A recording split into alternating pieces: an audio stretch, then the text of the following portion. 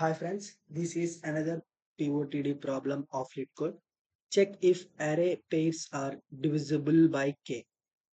Given an array of integers of even length and an integer k, we want to divide the array into exactly n by 2 pairs such that sum of each pair is divisible by k. Okay, and we have to return true if we did that. Otherwise, we have to return false. Okay, and let's see the input. Let's see the input of example 2. uh, Here we can get pairs. How many pairs we have to get? We have to get n by 2 pairs. Total size is actually 6. 6 by 2, which is nothing but 3. So we have 3 pairs whose summation result is divisible by k value. That means 6 plus 1, 7. 7 is divisible by k, so pair 1. And 5 plus 2, 7, divisible by k. And 4 plus 3, 7, which is again divisible by 7. So 3 pairs. So we have 3 pairs. So that's why which are divisible by which are divisible sorry, which are divisible by 7. So we have to return 2. But here in example 3, k value is 10 and 6 plus 4, 10. So we have one pair which is divisible by 10, and 5 plus 3 plus 2, which is again 10, which is divisible by 10. So two pairs, and we have only one value. With that one value, uh, one is not divisible by 10, and the size of this array is actually 6, which is nothing but 6 by 2. So there has to be 3 pairs, but we are having only 2 pairs, so we have to return false. I hope you understand.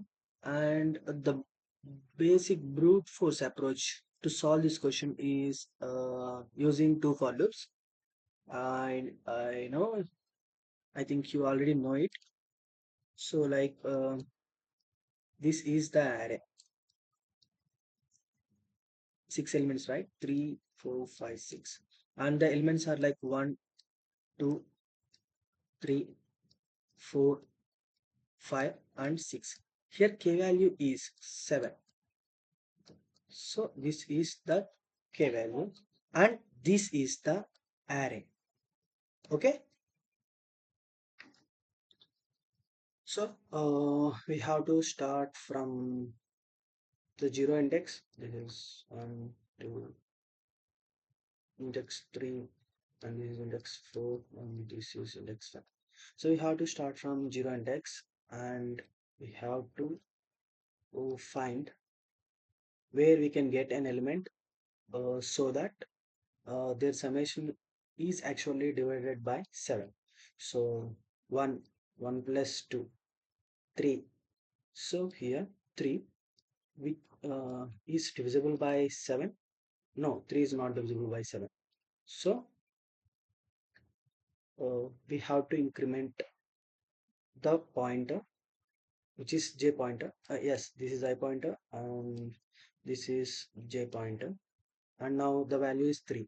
1 plus 3 is equal to 4. 4 is not divisible by 7. And now the value is 4. So 1 plus 4, 5. 5 is not divisible by 7. Now we have to increment the j pointer. So 1 plus 5. Again, the value is 6, which is not divisible by 7. So we have to increment the pointer. So 1 plus 6, which is 7. Yes, the 7 is actually divisible by 7. So here we have to replace the elements 2 minus 1 and here 2 minus 1. Okay. And as we are getting one pair, so we have to increment our variable. So first we have to take a variable pair, which is equal to initially 0, and as we are getting a pair which is divisible by 7, so we have to increment it. Now the pair is 1. After that we have to increment the I pointer. So the I pointer is incremented. Let me erase the jth pointer values also. Okay, cool. Now the ith pointer is at the index 1. Now from here, the j pointer is started from I plus 1. So the j pointer is started from here, right? So iteration starts 2 plus 3. 2 plus 3, which is 5. 5 is not divisible by 7. Now increase the j pointer. 2 plus 4, which is 6, is not again divisible by 7. Increase that pointer. So 2 plus 7, sorry, 2 plus 5, which is 7. So it is divisible by 7. So what we have to do? We have to replace the element of index 4 and index 1 to minus 1 and increment our pointer value now, which becomes 2 now. And after that, the ith pointer is incremented, right? So ith pointer is currently at the index 2 and jth pointer is at I plus 1, which is 3. So this is the jth pointer. Now the process begins. 4 plus 3, 7.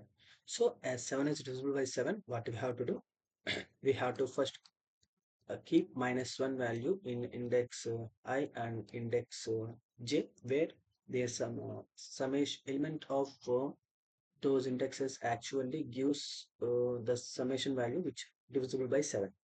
And after that, we have to increment our pointer value. Now the pointer value is 3. So now the ith index is incremented, right? Ith index is incremented. So now as it get minus 1, I'm sorry, so this is ith, right? So this is ith index. As it is minus 1, uh, jth index here. So their summation never give a value which divisible by 7. So okay, so I is incremented and I is incremented. Finally, I is out of like I is actually equal to the size of the array. So where the iteration stops, where the two for loops completely executed. And after that, now we have p-value is equal to 3. We already know, according to the push, the size of the array is 6. So there has to be a 6 by 2, which is nothing but 3 pairs, which are divisible by 7. So we just have to compare this value with the p-value. So if these two are equal, we have to return true. Otherwise, we have to return false. I hope you understand this. Let's see the code. Come on, come on. I hope you must understand that code also. You will understand the code also. Yes, it's pretty basic, like it's new approach. So see here, this is nothing but the size of the array, and here I know the how many divisibles that the given array contains. So which is nothing but the size of the array by 2, and here the pairs. So now I am like I have to use two for loops. One is for outer for loop and another is for inner for loop. For each iteration of outer for loop, the iterations, all of the iterations of inner for loop are executed. And if uh, in those iterations, if it finds the summation of outer for loop value and the inner for loop value is which is equal to k,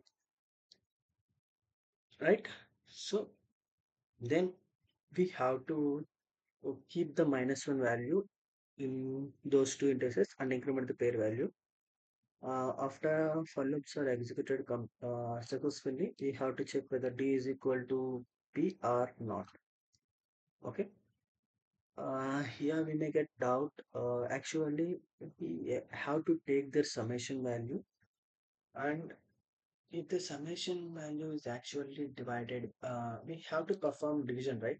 Not the addition. So what we have to perform? We have to perform the division. If there's some like their summation value sorry. So their summation value is actually divided by k. So it's actually divided by k means there is no remainder left. Okay. So let's submit it. Let's submit the code. Here we get wrong. Why? So 1 6. Why it is wrong?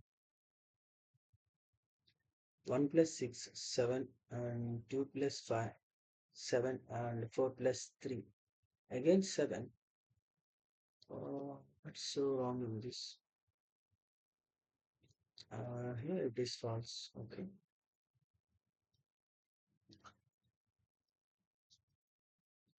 Okay. Why it shows wrong for the second test case, even though it is accepted. Okay, it's because of the operator precedence value, as the percentage of operator has the more precedence than the addition. So this operator actually first executed. So now I think we don't get the false value. Yes, it is accepted. Uh, let's submit it. Even though the as this is the basic institution, okay, so it won't accept it at the 19th test case. This is why the value is false, but true is accepted. It may be as it contains a large number of -1 values. At some of the -1 values may give the value that which allows the value divisible by k. Okay, what I'm saying is this only applicable for the positive values. But here the array contains the negative values also. So how can we manage the negative values? Okay, in order to manage the negative values, we just have to check uh, element, and it only takes the positive values. So we have to check if array of I is actually less than 0. If it is less than 0, so if it is negative, what we should do? We should do uh, multiply -1 to that negative array of I. Then only it will become positive. Otherwise, we just directly take the array element. Okay. Uh, and we have to write this same line inside the J also. But here we should take this is element 2 and this is element 1. Okay. And after that, uh, here we have to change the index from I to J. So J. Okay. And we have to perform the addition operation between element 1 plus element 2. Right? Okay. I think it's okay. Okay. Here we did mistake again. As we keep -1 to the indices whose summation will actually divisible by k. So when we are at that index, that -1 is replaced with 1. Okay, so which we won't accept it. Then we should print 0 here. Like we have to insert that 0 instead of -1, because we are writing a code to balance -1. So let's use this test case first. Okay. And okay, is it accepted?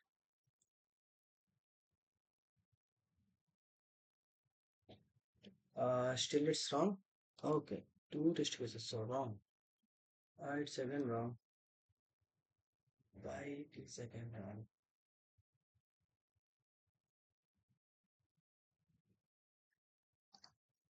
It won't accept.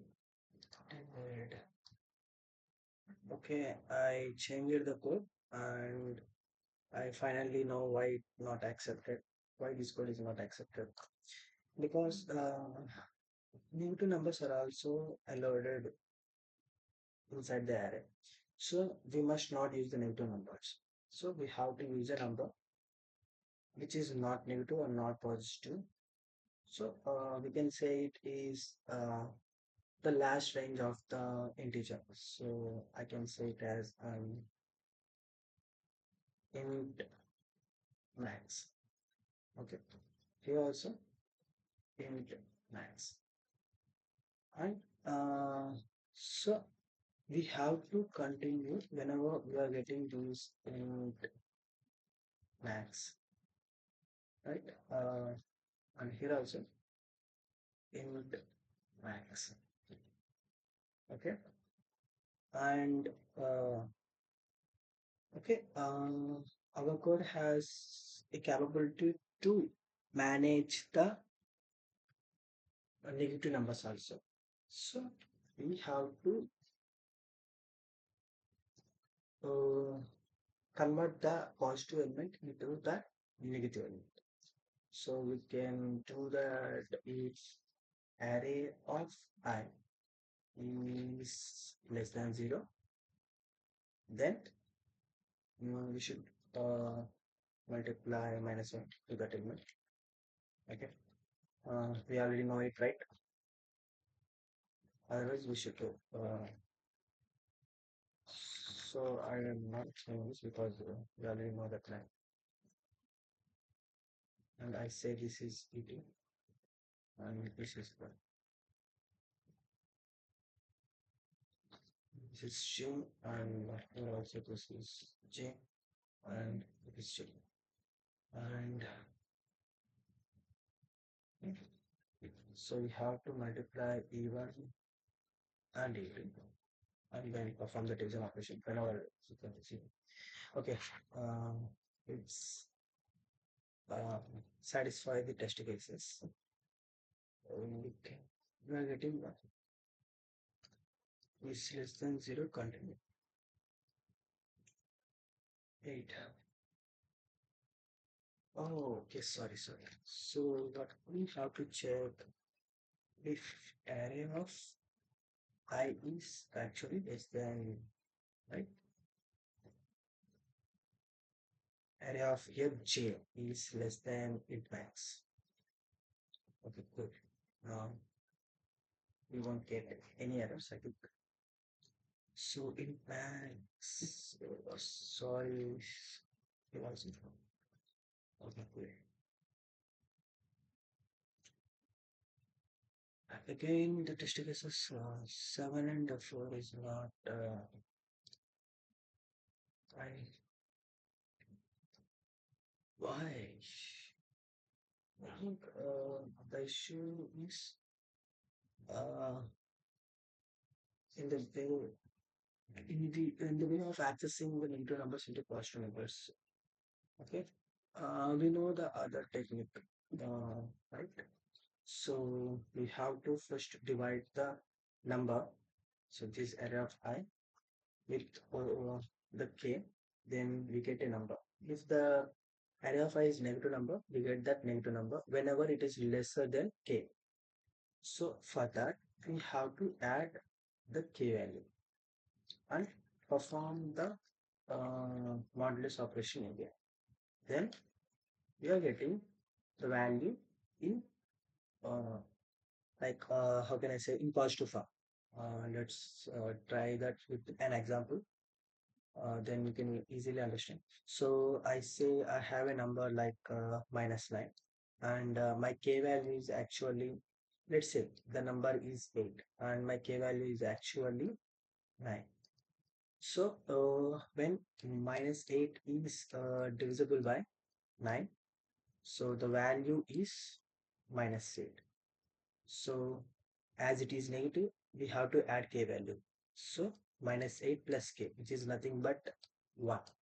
Now this one, which is plus positive 1, it is again divided with k value, which is 9. Now, but the result is 1.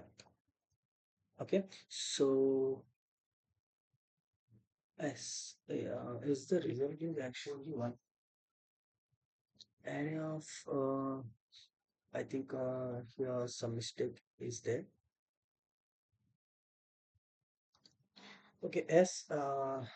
So for the input -1, -8, we have to take 1 because it is the result of the modulo operator -8. It's not actually confusing for 8, 1. Before understanding this, we have to understand something which is very important in modulo. So let me share that.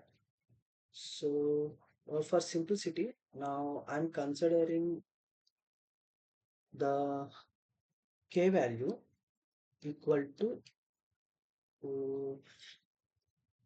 4. K value equal to 4 and the negative value, which I say n is equal to negative value minus 3 of minus 3.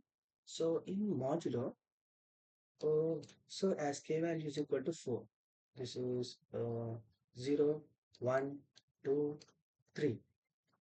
Okay, so for 4, when you get the number 4, 4 is divided by 4, so the result is actually 0. So now 4 falls into this 4 and 5 and 6 and 7, right? So let's extend this and 7 and so 8 is also divisible by 4, so 8. So like in this way, the numbers are repeated, which are actually we say that 4 modulus. So as we are going in clockwise direction, we can get the positive numbers. Now we have to go anti-clockwise direction. So then we get minus values. So 0 now when we got when we rotate in left side, so we can get here -1 and here -2 and here -3 and here -4. Right? Isn't that amazing? Well, and -3 is false, which is n value, which is false under the minimum value 1, which is positive 1. So for the -3, we can get 4 by applying that previous operation. Like so, -3 is divisible by 4. Then the remainder, which is nothing but -3, and that we have to add 4 to that -3. Then the result is now 1. And when we perform the division operation again, we can get the result as 1. So which is the modulo result of the value which is negative value -3. So we have to take this negative value. We are going to use this negative value instead of these positive values. I hope you understand how the modulo actually works. So let's use this like let's try to code by using this modulo 1 instead of doing the if else condition, right? So we just have to change uh, here instead of taking, okay, I already written it, right? So the array of j, so we have to divide that with the k value and then we have to add add the k value for the we have to again divide it. Then we get the modulo value of the negative number. If it is negative, then we get the negative, the positive value of that number. If it is positive, we directly get that value because there is no need to apply the modulo operation on positive. Okay, let's try to run it.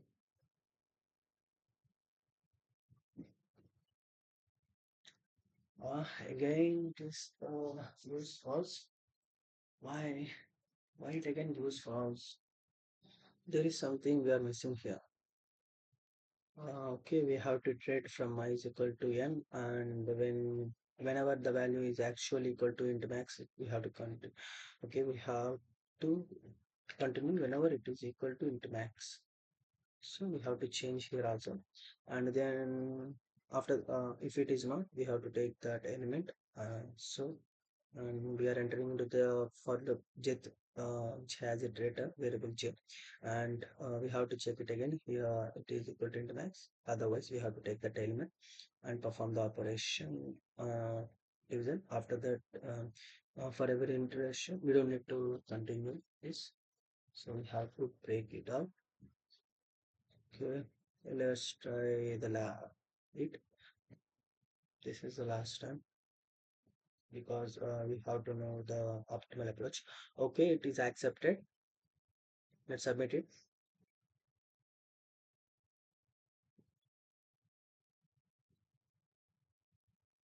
Come on, come on. Okay, yes. This is what we have to understand. We get time limit exceeded TLE for the brute force approach. So we have something which is better than this code. Yes, it runs in big O of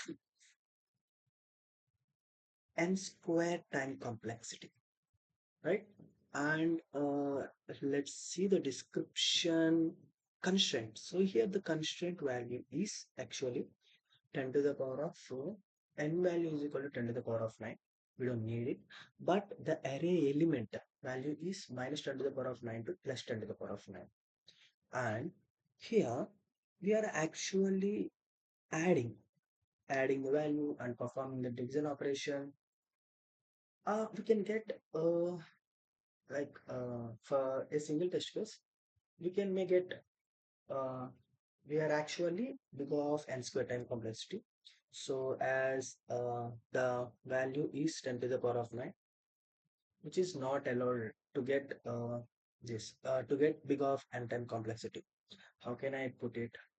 Okay, for the n value. So now we have a chart on the constraints. Whenever the 10 to the power of 4, n value is actually less than 10 to the power of 5, actually less than or equal to. So 10 to the power of 5, we have to consider 10 to the power of 6. So then the time complexity has to be n log n. But we are getting here n square, which is more than that. So that's why we are getting TLE. I think you understand. So n is actually 10 to the power of 5. But for 10 to the power of 5, the time limit has to be the time complexity has to be n log n, not big of n. That's why we are getting TLE. I hope you understand why we are getting TLE. Now let's move to the optimal approach. So optimal approach is nothing but we have to satisfy every base case without using the for loop. So this is that the code.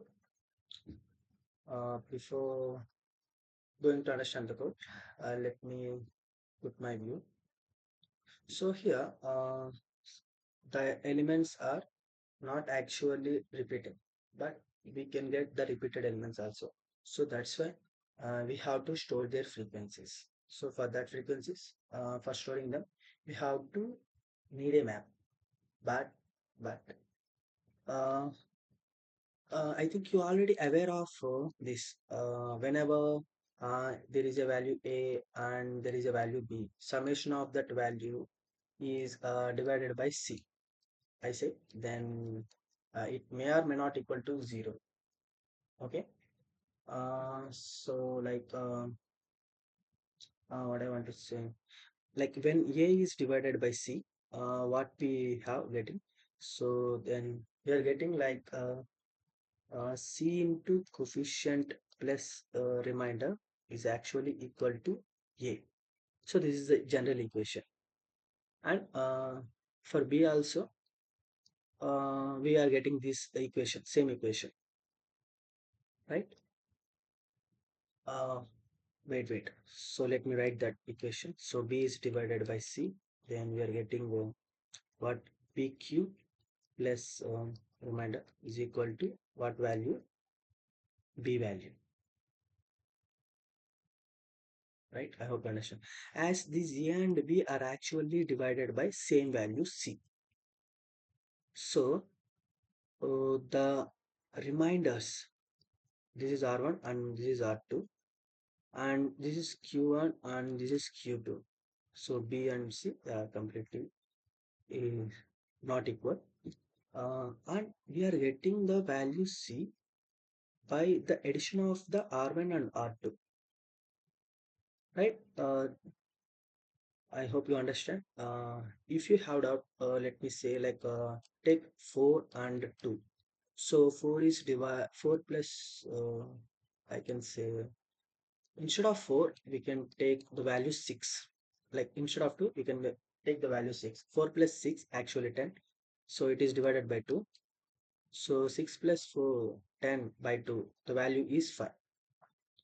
Okay, this is one way. What I'm saying 4 plus 4 divided by 2. The remainder value is R1 which is equal to 2. Like the remainder value is what? 0. And here also the remainder value is 0. So but 0 plus 0 is not actually equal to 2 C, right? But here the pair of sequences 0 is occurred 2 times. That means uh, we can get one pair 4 comma 0 as one pair, and as the length is 2, 2 divided by 2 is actually 1. So we have to get one pair. As both are equal, we have to print true for the 4 and 6 value. Okay. Uh, I think it's clear. Let's go with the another 6. It is also same for 5. So 2 plus 3. I am taking this 2 plus 3 and this k value is equal to 5. So 2 plus 3 divided by 5. Instead of we are performing this operation, we are getting like 5 by 5. So which is equal to 1. Oh, like the remainder is same 0. It is just the previous one. 10. Okay, remainder is same. Previous one. We have to get something reminder. 9 9 plus 1. Okay, 9 plus 1. Let me take the value 9. 1 plus 9. Okay. When 1 is divided by, okay, we have what we want to do. We want to check whether 1 plus 9 is actually divided by 5 or not. It is actually divided by 5 because 1 plus 9 is 10. 10 is divided by 5. The answer is true because its remainder value is 0. Instead of doing this operation with the help of this approach, what we have to do, what we can do, we can divide 1 with the 5.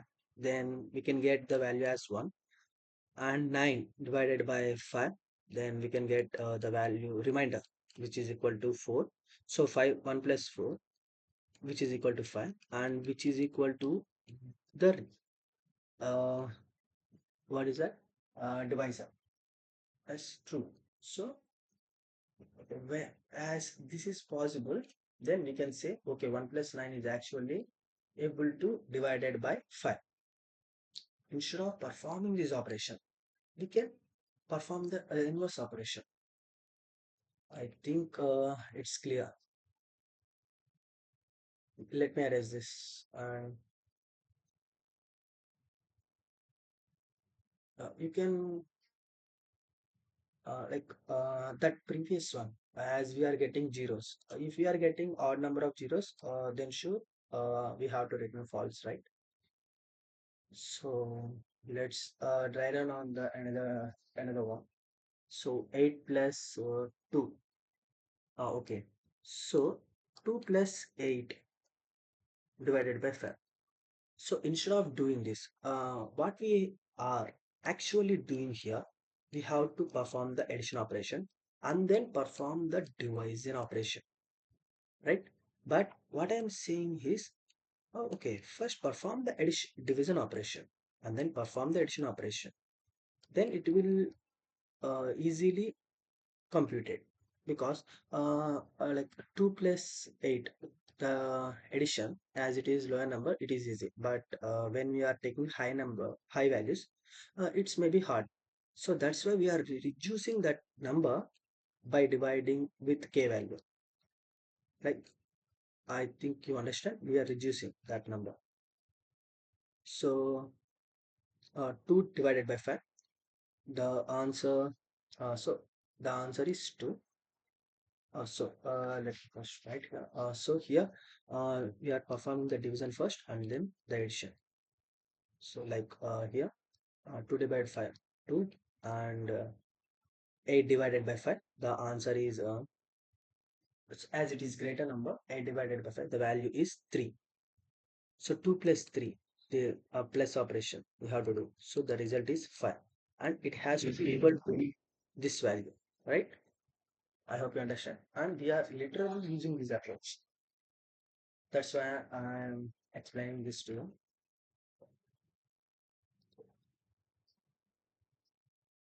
Okay. And the another thing that we want to know is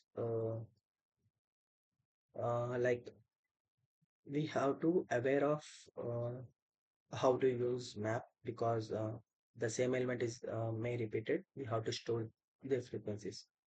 Okay, let's try run this test case completely.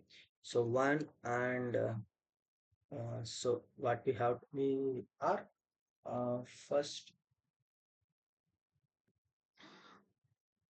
Okay, first we have to take map not to store their frequencies. So one, two, come on, it has to be okay. So one, two, three, four, five, six, and seven. So their frequencies is also same. One, two, three, four, five, six, and seven.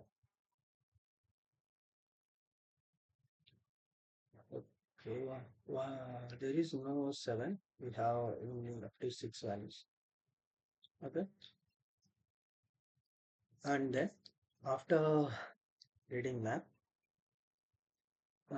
so the map contains the zero value. Why it is zero value? How the map is actually hold the values? Here, every time we are actually dividing the value element with the k. So we are using k modulo. So we have to made a map so that it it actually uses the k modulus operation. So for that, so like we can directly uh,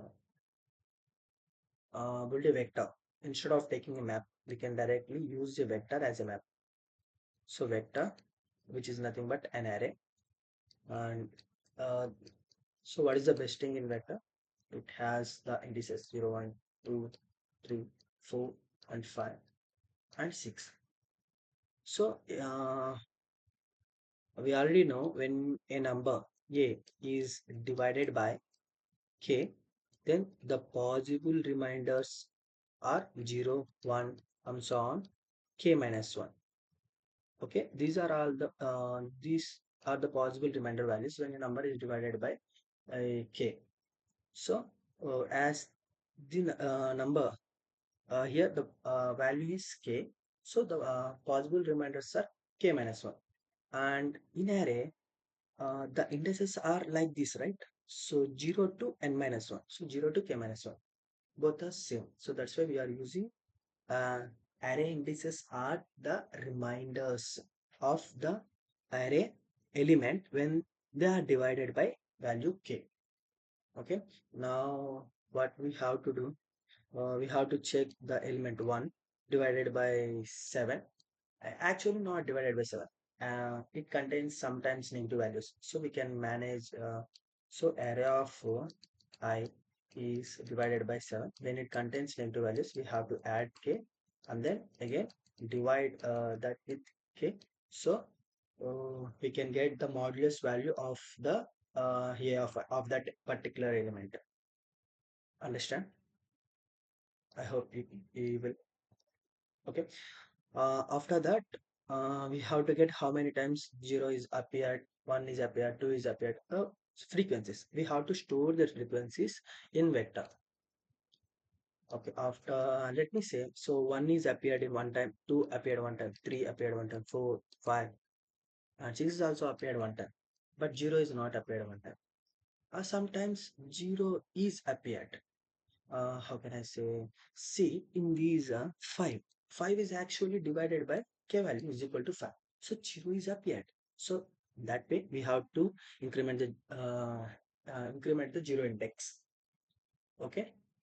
So after uh, building the completion of after building the vector, uh, what we should do?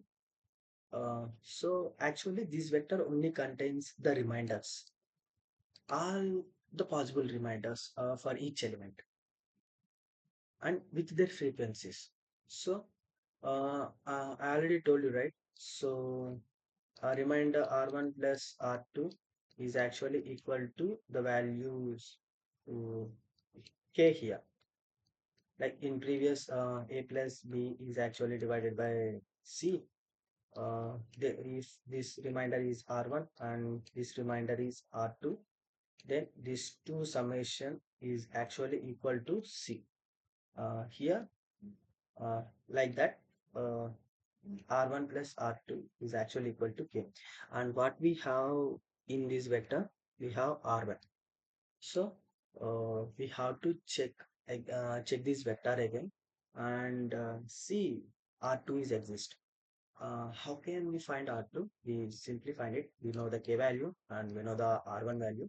So K1 minus R1, which is equal to R2, we have to do this, and R2. So if we can find this R2 inside this vector with the same frequency as the R1, then what should we do?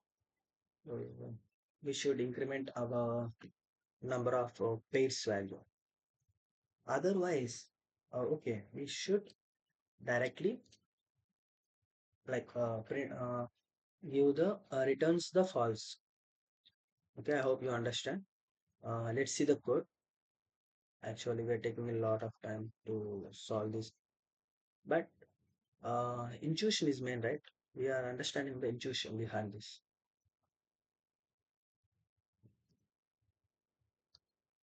So, and this is a code for that. Initially, I'm taking a vector.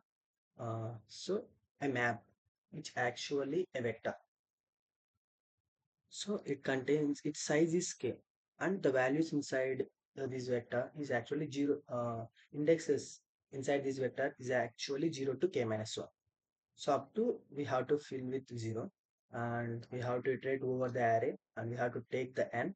If the n is negative, we have to take its modulo value and insert that into the array of reminders. Okay. Now after that, I told you if the 0 is exists inside the array whose frequency, then we should not return false. But if it is not even, we should return true. But before that, we have to check the test case, right? It's not only contain completely 0, it will contain other elements. If it is, then we have to check the reminders. So what we have in this array, the reminders. Why here k by 2? It's because of we are actually we need the other reminders. If array actually contains like it's this is an array and these are the indexes and these are all are indexes, right? So for this index, the counterpart of the other reminder is also existing same array. For these, it also exists in same array. For these, it also exists. So that's why. So all the reminders and the other counterparts of the reminders are also existing same part. So that's why we can only need to check half of the array instead of checking instead of iterating completely. Okay, hope you understand that one. And so for each reminder starting from 1, r is equal to 1. So if R2 is the counter reminder of that reminder, so which is equal to nothing but k minus 1. And if that R2 is exist inside the vector, then we should not able to return false. If it is not, there is no counter variable, we should return false. After iteration of this for loop, we can return true. So if we submit it, we won't get the TLE. It's directly accepted with the 75 ms of runtime. And so if you have doubt here, just try to solve this test case. So the array contains actually 5, 10, and 15. Okay, and here the k value is actually the 5. Okay, try to solve this, or then you can understand why we are actually writing these 3 lines by your own. Hope you understand this video, and if you understand, give me a like. Thank you for watching this video.